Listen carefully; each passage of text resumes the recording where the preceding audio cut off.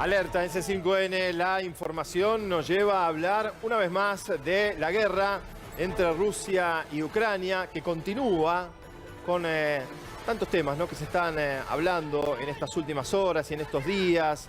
Las negociaciones de paz que parecen no llegar nunca, los combates cuerpo a cuerpo, miren ustedes, ¿no?, que se dan entre ruinas. Escuchen estas, miren y escuchen ustedes lo que está sucediendo allí. ¿Cómo se producen los combates? Qué bárbaro, ¿no? La cantidad de impactos de bala que tiene ese lugar, donde están luchando allí. Día 65 sí, ya no, tremendo, de la guerra.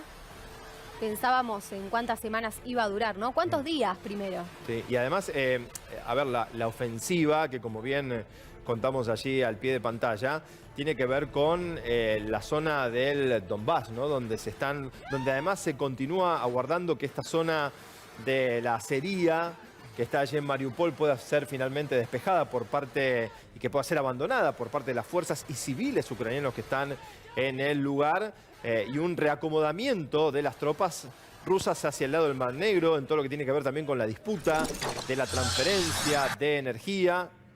Otro video, miren ustedes. Son tanques rusos, ¿no? Estamos viendo allí. Sí. En este caso es el despliegue del ejército ruso, el avance en la frontera justamente del Donetsk. Hablábamos recién de esta zona del este de Ucrania. Imágenes que llegan entonces mientras, bueno, nos acercamos también al 9 de mayo, una fecha de la que se ha hablado mucho por la simbología que tiene en la Segunda Guerra Mundial y que justamente líderes internacionales han traído nuevamente al tema por lo que pueda llegar a pasar ese día y también por el plan de Rusia. ¿Cuál es el plan de Rusia en estos momentos? ¿Ha cambiado? ¿Se ha direccionado? ¿Está cambiando de nombre, de propuesta? ¿Qué es lo que va a hacer Vladimir Putin? Son algunas de las preguntas que se hace Europa también para saber cómo continúa este conflicto.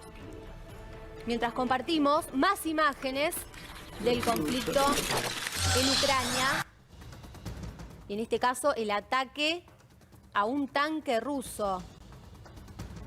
Y esto es lo que está pasando mientras, miren ustedes, ¿no?, el impacto que se da a distancia de este tanque ruso, mientras se siguen realizando la movilización de tropas hacia la zona este de Ucrania, mientras Ucrania y Zelensky sigue recibiendo también armamento y ayuda por parte de Estados Unidos principalmente, que ha pedido un financiamiento extraordinario de 33.000 millones. Es una locura la cantidad de dinero y recursos que Estados Unidos está allí destinando a esta guerra que tiene como claro objetivo Rusia. Vladimir Putin, del cual se ha estado hablando en estos días, de sus presuntos y supuestos problemas de salud, que podría ser reemplazado, que tiene que ser sometido a una operación. Bueno, muchísimas son las operaciones que se generan y los comentarios a través de los diferentes medios de comunicación. Difícil entender y saber, ¿no es cierto?, cuánto es la verdad de todo lo que está ocurriendo. Ignacio Utin es analista y bueno, y además es un entendido en todo lo que tiene que ver con Ucrania, ha escrito al respecto, ha publicado al respecto también. Ignacio, bueno, hablábamos hace un tiempo atrás, ¿no?, que esto parecía que se iba a prolongar y finalmente fue así, se sigue extendiendo. Hablábamos día 65 hoy, ¿no? Decía sí. Dani ya del conflicto. ¿Cómo andás? Gracias por estar aquí con nosotros. ¿Qué tal? Buenas tardes, gracias por la invitación. Bueno, ¿y qué análisis haces de los últimos pasos? Porque hay como un reagrupamiento de Rusia hacia la zona este, la del Donbass. Se pretende un dominio del Mar Negro. ¿Qué pasa con Putin? ¿Qué pasa con el suministro de gas? Todas estas cuestiones. Bueno, te tiré 200 temas juntos. Muchas preguntas juntas. Sí. Bueno, empecemos por... Dale. Hace unas 2 semanas Rusia anunció que cambiaba su estrategia, que se focalizaba únicamente en el este y en el sur de Ucrania. Bien. ¿Por qué esto es importante? En principio porque se deja de atacar el norte y el centro, ciudades como Kiev, la capital y la ciudad más grande, pero también ciudades como Sumy, como Chernihiv, que son ciudades importantes muy cercanas a la frontera con Bielorrusia, en el norte. Y uno puede pensar, bueno, ahora Rusia se enfoca únicamente en el este, que es la región donde están estas 2 repúblicas autoproclamadas, y deja todo lo demás. Pero hoy mismo hubo un ataque en el aeropuerto de Odessa. Odessa está en el sur, es el principal puerto de Ucrania, está muy cerca de la frontera con Moldavia, y si bien está en el sur y es parte de la zona que tradicionalmente era cercana políticamente a Rusia, es la zona donde se habla ruso, es una ciudad que está muy lejos del Donbass, está en la otra punta del país. Entonces, ¿cuál es el objetivo de Rusia? Ya no es solamente quedarse con el Donbass. Ahora tiene bajo su control buena parte del este del país, tiene la península de Crimea en el sur, tiene toda la región de Jersón, inmediatamente al norte de Crimea, y además, un tema del que se ha hablado mucho en los últimos días es Transnistria. Transnistria es una región al este de Moldavia, reconocida internacionalmente como parte de Moldavia, pero que el Estado moldavo no controla desde 1992. Se declaró independiente y de una u otra forma depende de Rusia. Entonces, si tenemos hacia el oeste de Ucrania un territorio controlado por Rusia y hacia el sur de Ucrania otro territorio controlado de una u otra forma por Rusia, como es Crimea, es lógico que Rusia busque conectar esos dos. Claro. ¿Y qué hay en el medio de ese puente? La ciudad de Odessa. También Transnistria ha alterado un poco los ánimos, ¿no? En Europa, el hecho de que se tocara ese punto podía dar cuenta de que se pudiera extender más allá de los límites de Ucrania el conflicto.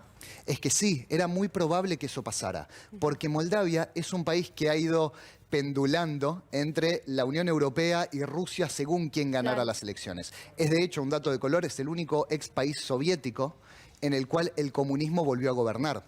Cuando gobernaba el comunismo era muy cercano a Rusia, hoy por hoy gobierna un partido más liberal, mucho más cercano a la Unión Europea. Y la última vez que había gobernado en Moldavia, un país cercano a la Unión Europea, Rusia había impuesto sanciones muy importantes. Entonces, hoy por hoy es claro que a Rusia le interesa lo que suceda en Moldavia. Pero Transnistria, como decía antes, es un territorio que Moldavia no controla y que de una u otra forma está muy conectado a Rusia. Que haya un ataque ahí, como hubo hace 3 días, un ataque, una serie de bombas contra el Ministerio de Defensa de la República Autoproclamada de Transnistria, no sabemos quién lo hizo, pero el que lo hizo quiere que Rusia se involucre en Moldavia. Y Moldavia no está preparado de ninguna forma para algo así. Ahora, vos mencionabas recién que no se producen ataques, por ejemplo, en Kiev, pero los otros días, cuando estaba también Guterres, ¿no? Sí se produjeron algunos ataques. Es decir, que no es que ha cesado del todo. Y el ataque a algunos puntos estratégicos que tiene que ver con la red ferroviaria, con el tema del transporte y también con la producción de hidrocarburos. No sé si uno puede pensar en una invasión nuevamente masiva o que realmente se van a quedar solamente focalizados en esta zona. ¿Y qué va a pasar además con el gas? ¿No? Que esto es lo que estábamos hablando anteriormente, si finalmente Europa podrá conseguir reemplazar el gas en el corto plazo, algo que parece difícil. Parece muy difícil reemplazar el gas, especialmente en países como Hungría. Hungría recibe cerca del 90% de gas de Rusia. Del gas que consume, el 90% viene de Rusia. No es casualidad que Víctor Orbán, primer ministro de Hungría, recientemente reelecto a principios de este mes, fue el primer líder de la Unión Europea que dijo que va a aceptar cualquier condición de Rusia. Si Rusia quiere que le paguen por el gas en rublos, Hungría lo va a aceptar. Y Hungría es parte de la Unión Europea y es parte de la OTAN. Y al mismo tiempo la Unión Europea está diciendo, es ilegal esto. No podemos aceptar pagar en rublos, como quiere Rusia. Polonia se agrandó, ¿no? Dijo, Polonia sí, puedo reemplazarlo, ¿no? ¿Hasta qué punto es real? Porque tenemos las reservas al 100, si nos cortan el gas no pasa nada. Estados Unidos que sigue queriendo vender más al respecto y lo está haciendo también el gas licuado.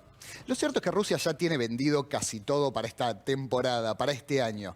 Y además, la misma Gazprom, la gran empresa estatal de gas rusa, ya tenía que convertir a rublos el 80% de lo que vendía a la Unión Europea. En términos económicos no cambia nada, o casi nada. Bien. Y aún así, países como Hungría, como Grecia, como Lituania, dicen que van a aceptar las condiciones de Rusia. Es un tema de debate hoy por hoy en Bulgaria, donde hay una coalición gobernante que se está disputando qué es lo que hacen con esto. Pero en principio la Unión Europea dice que no va a aceptar de ninguna forma este nuevo sistema de pagos rusos al gas ruso que implica pagar únicamente en rublos. Ignacio, ¿qué va a pasar el 9 de mayo? ¿Va a pasar algo? Es una muy buena pregunta. Claramente algo va a pasar el 9 de mayo. Va a haber los desfiles tradicionales que se hacen todos los años, los 9 de mayo, tanto en Moscú como en San Petersburgo y en otras ciudades. Que es aniversario del triunfo Es el de la aniversario- Segunda Guerra. vendría a ser, Exactamente, ¿no? es el Día de la Victoria. Claro, el Día de la Victoria. Es el día que se terminó la Segunda Guerra Claro. Mundial. Y tradicionalmente en Rusia se hacen todos los años desfiles recordando el 9 de mayo. Y además se usa la cinta de San Jorge, que es una cinta que seguramente la han visto en muchos soldados rusos. Es una cinta naranja y negra, que muchos estados de la Unión Europea la han prohibido. La consideran un símbolo de apoyar Claro. la invasión de Rusia a Ucrania. ¿Qué puede pasar el 9 de mayo? Por ejemplo, que se declare abiertamente la guerra. Eso es una posibilidad. Porque para Rusia no hay guerra en Ucrania. Para Rusia hay una operación especial de Claro. desmilitarización y todo Claro, eso. Claro. Puede cambiar el plan, digamos, o la estrategia que se está realizando, o la forma de llamarla. O el nombre. Sí, sí, Más que puede nada. cambiar eso. Y además el que haya una guerra abierta implica que cualquier ruso se pueda unir al ejército y pueda formar parte de esa guerra, lo que significaría una avanzada muy importante y un cambio en la lógica, en la narrativa del Claro. Estado ruso. En el medio de desfiles enormes, con toda la presencia Con todo el militar, poderío expresado. es una posibilidad que Putin haga eso. Y, Y con además todas con- las miradas del mundo, perdón, Sí, ¿no? sí, Con claro. todas las miradas del mundo también, porque han hablado los líderes de Europa sobre esa fecha en particular con mucha expectativa. No, eso está perfecto. Pensaba también justamente cuando lo hablabas, porque Estados Unidos sigue incrementando y pidiendo dinero, ayuda que tiene que ver con económica, con el gas, tratando de generar también sus propios negocios. Pero al mismo tiempo Biden también llamó a ningún estadounidense a involucrarse directamente en el combate. ¿No? Es decir, como que acá empiezan también a poner un poco de reparos porque saben que están siempre discutiendo y del otro lado hay una superpotencia nuclear. Absolutamente, Rusia tiene más de 6.000 ojivas nucleares. Es una Y locura. Así, una con apuesta- dos no queda nada, ¿no? Eso está Absolutamente. claro, sí. Una apuesta grande que hizo Rusia el 24 de febrero cuando inició su invasión era que la OTAN no se iba a involucrar. La OTAN puede enviar armas, puede enviar dinero, pero no va a enviar tropas. Y por ahora viene sucediendo eso. Por ahora Rusia viene saliendo favorecido de esta apuesta que hizo. Por ahora no cambia nada. Por ahora Estados Unidos se estaba discutiendo que iba a aportar 20.000 millones de dólares, 33.000 millones en total, 20.000 millones en asistencia bélica, en asistencia militar, en materia de armamento, por ¿Este ejemplo. dinero es para comprar armas y mandarlos a Ucrania? ¿Es así? Exactamente. Es la forma de hacerlo. Exactamente. Que algún día Ucrania tendrá que devolver. Que algún día Ucrania va a Es un tener que devolver. endeudamiento brutal, Esto no ¿no? es un regalo, nunca es un regalo. Pero al mismo tiempo Gran Bretaña, el Reino Unido viene enviando armamento. Se habló hace algunos días de lanzamisiles Stormer, que son muy importantes, son de alta tecnología. Ucrania además viene incorporando drones turcos, que también son de alta tecnología. Ucrania viene teniendo un importante crecimiento en su ejército. Ya no es el mismo ejército de 2014. Y por ahora viene resistiendo, pero no tiene capacidad de lograr una victoria bélica total de la misma forma que Rusia no puede lograr una victoria bélica total. Entonces creo que vamos camino a un conflicto muy extenso. Ignacio, ¿qué tiene de cierto lo que se ha estado hablando estos días sobre la salud de Vladimir Putin y cómo influye también en el conflicto? Porque cualquier cosa que se diga, y sobre todo de uno de los actores protagonistas del conflicto, tiene que ver también con lo que está pasando. Bueno, partamos de una base, no lo sabemos. Es imposible saber cómo está Putin. No tenemos ninguna forma de chequearlo y no se va a brindar ningún tipo de información. Lo único que podemos saber son los videos que estuvieron circulando después de su reunión con el ministro de Defensa, Sergei Shoigu, y con el presidente de Bielorrusia, Alexander Lukashenko. En ambos videos, en ambas ocasiones, se veía un Putin tembloroso. Se veía, por un lado, al Putin agarrando la mesa. Sí, si la llegás a tener esa imagen, digo por ahí, perdón que lo pedimos al aire así, pero es verdad, porque él está hablando quieto hacia atrás, sosteniendo la mesa, y Durante solamente 18 se ve minutos. 18 minutos agarrado de la mesa. Y Como solamente si estuviera se ve generando cómo una sujeción de algo, ¿no? solamente se ve cómo le tiembla el pie y se aferra a la mesa. 2 días después tuvo una reunión con Alexander Lukashenko, el presidente de Bielorrusia, y también se veía cómo le temblaban las manos, por eso se habla de que tiene Parkinson. Yo no tengo ninguna forma de chequear si tiene Parkinson, lo que sí veo es que algún tipo de dificultad física tiene. No sé si tiene que ver con una enfermedad o tiene que ver, como le pasó a Stalin, a Joseph Stalin durante la Segunda Guerra Mundial, con estar en una guerra, con el estar todo el tiempo Un pendiente, estrés. con el Tensión que estrés se que ha implica generado. estar en una guerra, y con, además, Putin sabe perfectamente que todos los que lo rodean son leales. pero ¿y qué pasa si alguien me traiciona en el medio de esta guerra? ¿Qué pasa si uno de mis ministros me traiciona? Si uno de los oligarcas, de los empresarios ricos cercanos a Putin, ¿qué pasa si ellos lo traicionan? Esa paranoia es muy importante y además de estar en una guerra. En algún momento hemos hablado con vos de lo que ocurrió siempre en la zona del Donbass, ¿no? Vos has estado allí también, de hecho has escrito un libro que podemos mostrarlo también para que los que quieran informarse al respecto, ¿no? Esa guerra fría, como es Ucrania. Una renovada guerra fría. Una renovada guerra fría, porque esto es lo que estuvo pasando, ¿no? Se habla acá de el asesinato, del genocidio de tantas personas y lo que habla Putin siempre de la desnazificación, ¿no? Tiene que ver con esto que vos has visto y has conocido. Sí, de todas formas, la respuesta a casi todos los argumentos de Putin es sí, pero. ¿Hay grupos neonazis en Ucrania? Sí, los hay, absolutamente. ¿Dominan el país? ¿Ucrania son un estado nazi? De ninguna forma, de ninguna forma. De hecho, todos los grupos de extrema derecha, neonazis, ultranacionalistas, entre todos ellos, que casi todos tienen ala política, tienen su propio partido, Sí, claro. entre todos ellos tienen una sola banca de 450 en el Parlamento ucraniano. Y lo mismo sucede con el genocidio, con este supuesto genocidio que Putin quiere evitar. No hay de ninguna forma un genocidio en el Donbass. ¿Puede haber discriminación? Sí, puede haber discriminación. De hecho, el presidente interino de Ucrania, Alexander Turchinov, presidente en 2014, por algunos meses, en forma interina, dijo que todos los habitantes del Donbass eran terroristas. Y atacó zonas civiles del Donbass, llevó adelante 14.000 ataques. muertos, ¿vos tenés ese número? Que son, ¿hay 14.000 fallecidos desde 2014 en adelante o no tenés ese número? Desde 2014 al 24 de febrero, sí, alrededor de 14.000, de los cuales alrededor de 3.000 fueron civiles. Asesinatos masivos, claro. Exactamente. Pero hablar de un genocidio es un ataque sistemático a población civil por formar parte de una etnia, por tener una ideología política claro. en particular. Si Bien de hecha la 14.000, diferenciación. 3.000 fueron civiles, no hay un asesinato sistemático. Una última de mi parte. Entonces tiene que ver con la OTAN, tiene que ver con el avance de Estados Unidos, tiene que ver con verse rodeado y cada vez más cerca. Tiene que ver con el avance de la OTAN y tiene que ver con ver a Ucrania cómo se aleja de la esfera de influencia de Rusia y parece que no hay vuelta atrás.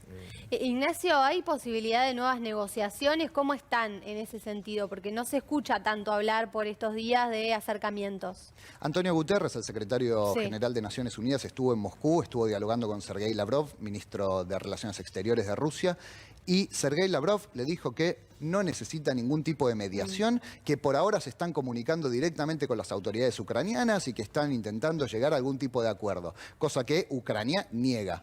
Claro. Pero si no hay acercamiento, si la posibilidad de acuerdo, de diálogo en Ankara, en Turquía, está desterrada, está descartada, si no quieren una mediación de las Naciones Unidas o de quien sea, y Ucrania dice que no hay ningún diálogo, no hay Compleja, posibilidad. entonces, la no hay situación. posibilidad de acuerdo. Básicamente porque lo que demanda Rusia, Ucrania no lo va a ceder, que es territorio. Ucrania no va a ceder su territorio. Entonces no hay posibilidad de diálogo y no creo que esta guerra termine pronto. Bien, Gracias, Ignacio. gracias. Un placer. Un gusto.